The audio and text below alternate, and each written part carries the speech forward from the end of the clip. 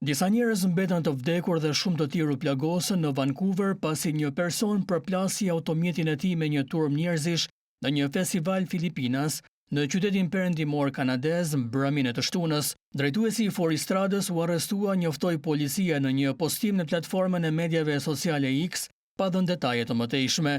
Ngjarja e rëndë ndodhi pak pas orës 20 me orën lokale pranë East 41st Street Avenue dhe Fraser Street, ku po zhvillohej festa e komunitetit Filipinas.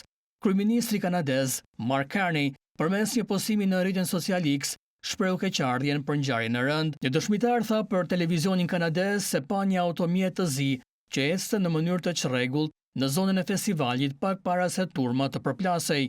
Jagmeet Singh, udhëheqësi i Partisë së Re Demokratike të Kanadas, ishte midis pjesëmarrësve në event, por u largua disa minuta para se të mbërrinte automjeti, raportoi televizioni kanadez.